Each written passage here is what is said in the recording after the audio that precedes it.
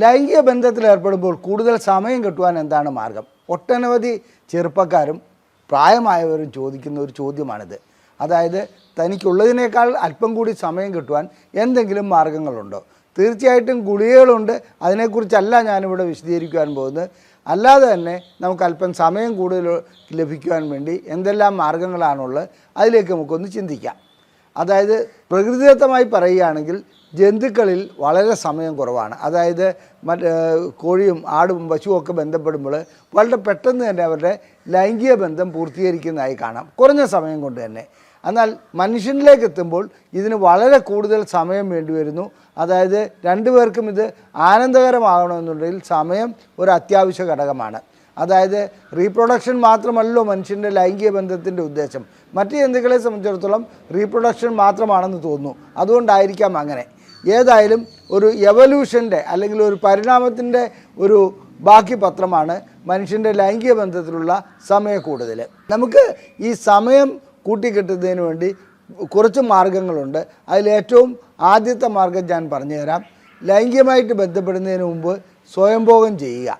സ്വയംഭോഗം ചെയ്യുകയാണെങ്കിൽ ആ സ്വയംഭോഗം ചെയ്യുന്നതോടുകൂടി നമ്മൾ അമൂർധന്യ അവസ്ഥയിലേക്ക് എത്തുമ്പോൾ, അതായത് ശുക്ലം പുറത്തേക്ക് വരുമെന്ന് തോന്നുന്ന അവസ്ഥയിൽ ആ സ്വയംഭോഗം നിർത്തിവെക്കുക, എല്ലാ സ്റ്റിമുലേഷനും നിർത്തിവെക്കുക, അല്പം കഴിഞ്ഞിട്ട് വീണ്ടും ആരംഭിക്കുക. ഇങ്ങനെ വരുമ്പോൾ നമ്മുടെ തലച്ചോറിൽ ഈ സിഗ്നൽ എത്തുകയും ഇജാക്കുലേഷൻ ചെയ്യുന്നതിനുള്ള, അതായത് ഇജാക്കുലേഷൻ ആ സിഗ്നൽ വരാതിരിക്കുകയും ചെയ്യുന്നു. അപ്പോൾ ഇത് പല ആവർത്തി ചെയ്യപ്പെടുമ്പോൾ തീർച്ചയായിട്ടും അല്പം കൂടി സമയം കൂടുതൽ ലഭിക്കുന്നതായി കാണാം. എല്ലാവരിലും ഇത് പ്രാവർത്തികമല്ല. അതിൻ്റെ കാരണം സ്വയംഭോഗം ചെയ്ത് തുടങ്ങുമ്പോൾ തന്നെ ചിലർക്ക് ശുക്ലം പുറത്തേക്ക് വരാറുണ്ട്. അതുപോലെ തന്നെ അതിനെത്തുന്ന ആ ഒരു അവസ്ഥയിലേക്ക് എത്തുന്നതിന് മുമ്പ് തന്നെ ചിലർക്ക് ശുക്ലം പുറത്തേക്ക് പോകാറുണ്ട്. അങ്ങനെയുള്ള വ്യക്തികളെ സംബന്ധിച്ചിടത്തോളം ഈ മെത്തേഡ് ആവിഷ്കരിക്കുവാൻ കഴിയില്ല, അവരിതിൽ പരാജയപ്പെടുകയുള്ളൂ. ഇനി സമയം കൂടുതൽ കിട്ടുന്നതിന് മറ്റൊരു മാർഗം പറഞ്ഞു തരാം. അതായത് ലൈംഗികമായി ബന്ധപ്പെടുന്നതിന് മുമ്പ്, ഇണയുമായി ബന്ധപ്പെടുന്നതിന് മുമ്പ് ഒന്ന് സ്വയംഭോഗം ചെയ്യുക, അത് പൂർത്തീകരിക്കുക. അങ്ങനെ വരുമ്പോൾ രണ്ടാമത് ലൈംഗികമായി ബന്ധപ്പെടുമ്പോൾ സമയം കൂടുതലായി കിട്ടുന്നതായി കാണാം. ഇത് പലരും പ്രാവർത്തികമായി അനുവർത്തിച്ചു വരുന്ന ഒരു സമ്പ്രദായമാണ്. അതായത് ആദ്യം ഒന്ന് ലൈംഗികമായി ബന്ധപ്പെടുക, അതിനുശേഷം രണ്ടാമത് ബന്ധപ്പെടുമ്പോൾ സമയം കൂടുതലായി കിട്ടുന്നുവെന്ന് പലരും പറയാറുണ്ട്. ഇനി ഇതിൻ്റെ ബുദ്ധിമുട്ട് എന്താണെന്ന് വെച്ചാൽ ചില പുരുഷനെ സംബന്ധിച്ചിടത്തോളം ലോങ് റിഫ്രാക്ടറി പീരീഡ് ഉണ്ടാകാറുണ്ട്. അതായത് ഒരിക്കൽ ബന്ധപ്പെട്ട് കഴിഞ്ഞാൽ പിന്നെ 1 മണിക്കൂറിന് ശേഷമോ അല്ലെങ്കിൽ 2 മണിക്കൂർ കഴിഞ്ഞിട്ടൊക്കെ ലിംഗം ഉയർന്നു വരുന്ന അവസ്ഥ ഉണ്ടാകുകയുള്ളൂ. അത്തരം വ്യക്തികളിൽ ഇത് പ്രായോഗികമല്ല. ഇനി സമയം കൂടുതൽ കിട്ടുവാൻ മറ്റ് മാർഗങ്ങളുണ്ട്. അതായത് പുരുഷൻ ആക്റ്റീവ് ആകാതിരിക്കുക. വുമൺ ഓൺ ടോപ്പ് പൊസിഷൻ അല്ലെങ്കിൽ കൗഗേൾ പൊസിഷൻ എന്നൊക്കെ പറയുന്നത് അത്തരമൊരു പൊസിഷനിൽ സ്ത്രീ ആയിരിക്കും മുഖ്യമായ പങ്ക് വഹിക്കുന്നത്. അങ്ങനെ സ്ത്രീ പങ്കുവഹിക്കുമ്പോൾ പുരുഷന് കൂടുതൽ സമയം ലഭിക്കുന്നതായി കണ്ടിട്ടുണ്ട്. അത് ചിലരെ സംബന്ധിച്ചിടത്തോളം, ചിലരെന്ന് പറഞ്ഞാൽ ഒട്ടുമിക്കവരെ സംബന്ധിച്ചിടത്തോളം അത് പ്രായോഗികമായി നടന്നു വരാറുണ്ട്. എന്നാലും ശീഘ്രസ്ഖലനമുള്ള വ്യക്തികൾക്ക് ഇത് ചില സന്ദർഭങ്ങളിൽ മാത്രമേ പ്രയോജനപ്പെട്ട് കാണാറുള്ളൂ. ഇനി മറ്റൊരു കാര്യം പറയാം. ഈ സമയക്കുറവ് എന്ന് പറയുന്നത് ചില വ്യക്തികളെ സംബന്ധിച്ചിടത്തോളം തുടക്കത്തിൽ നല്ല രീതിയിൽ സമയമുണ്ടായിരുന്നു, അതിനുശേഷം അവർക്ക് സമയമില്ലാതെ വരുന്നു. അതിൻ്റെ അർത്ഥം അവർക്ക് ഇറക്ടൈൽ ഡിസ്ഫങ്ഷൻ ആരംഭിച്ചിരിക്കുന്നു എന്നുള്ളതാണ്. അതവർക്ക് മനസ്സിലാക്കാൻ കഴിയില്ല. നല്ല ബലമുണ്ടാവും, പക്ഷേ സമയം മാത്രം കുറഞ്ഞു വരുന്ന ഒരവസ്ഥ. അതിൻ്റെ പിന്നിൽ എന്തെങ്കിലും രോഗങ്ങളുണ്ടാകാം. അത് പ്രമേഹമാകാം, പ്രഷറാകാം, അതുപോലെ തന്നെ സ്ട്രോക്കിൻ്റെ ആരംഭമാകാം, ഈ ഹാർട്ടിൻ്റെ കംപ്ലൈൻ്റ് ആകാം. ഈ രീതിയിലുള്ള എന്തെങ്കിലും അസുഖം അവരറിയാതെ അവരുടെ ഉള്ളിൽ ഉടലെടുത്തിട്ടുണ്ടെങ്കിൽ അതിന് തീർച്ചയായിട്ടും ആ അസുഖങ്ങൾക്ക് ചികിത്സിക്കുകയാണ് വേണ്ടത്, അതല്ലാതെ മറ്റു മാർഗങ്ങളിലേക്ക് പോവുകയല്ല വേണ്ടത്.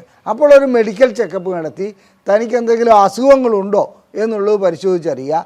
അതിനുശേഷം, അതായത് രണ്ടാമതായി സമയം കുറയുമ്പോഴാണ് ഞാൻ ഈ പറയുന്നത്, അത്തരം വ്യക്തികൾക്ക് ആ അസുഖങ്ങൾക്ക് ചികിത്സ നൽകുകയാണെങ്കിൽ സമയം കൂട്ടിക്കൊണ്ടുവരുവാൻ കഴിയും. ഇനി മറ്റൊരു മാർഗം പെൽവിക് ഫ്ലോർ എക്സസൈസാണ്.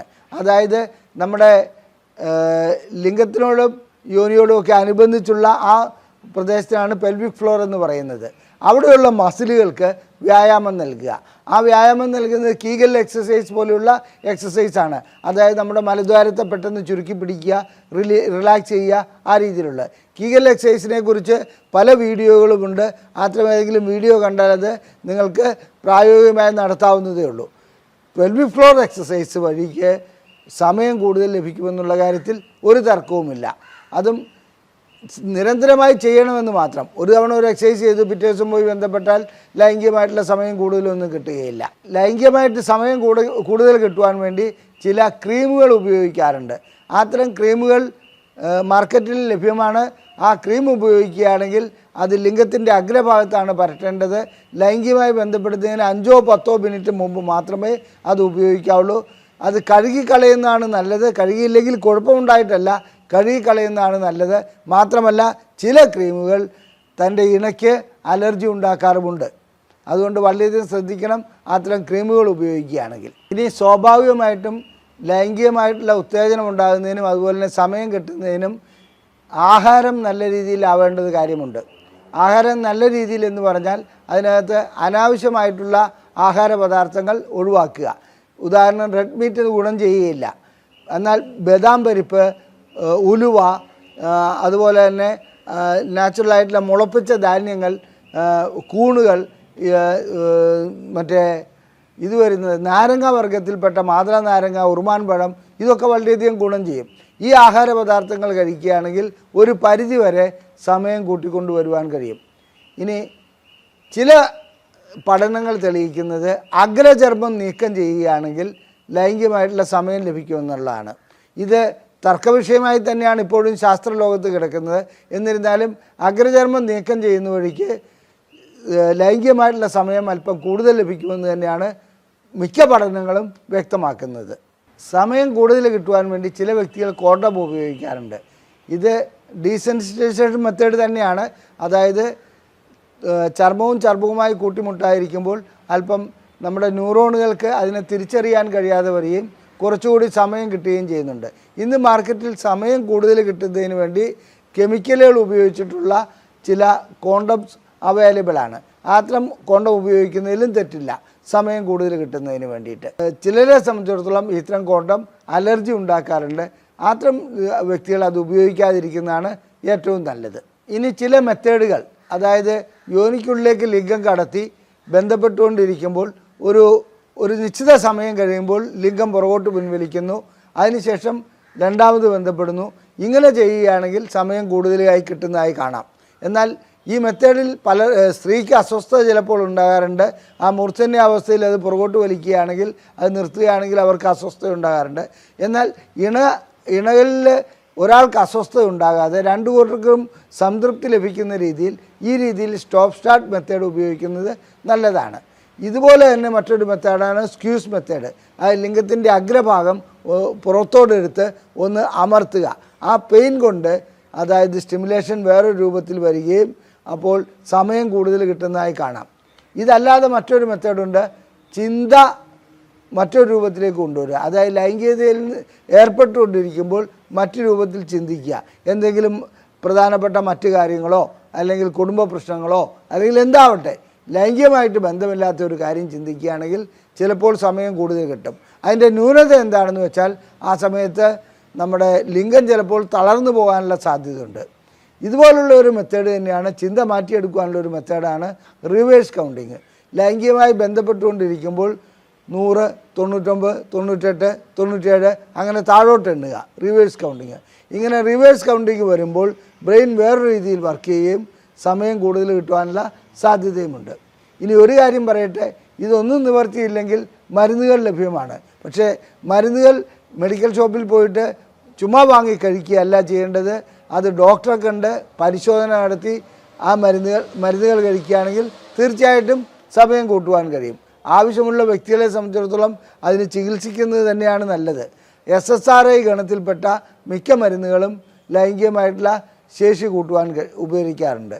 അതേസമയത്ത് കഞ്ചാവ്, അതുപോലെ തന്നെ മദ്യം, ഇതൊക്കെ കഴിച്ചാൽ ചിലർക്ക് സമയം കൂടുതൽ കിട്ടുന്നതായി കാണാം.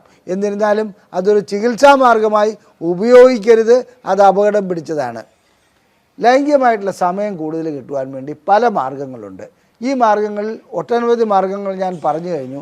എന്നിരുന്നാലും ഇത് ഓരോ വ്യക്തിക്കും, ഓരോ ദമ്പതികൾക്കും ഓരോ രീതിയിലാണ് പ്രയോജനപ്പെടുക. ചിലർക്ക് വളരെയധികം ഗുണം കിട്ടിയെന്ന് വരാം, ചിലർക്ക് ഈ മെത്തേഡുകൾ ചിലത് ഒരു ഗുണവും ചെയ്തില്ല എന്ന് വരാം, അങ്ങനെയും വരാറുണ്ട്.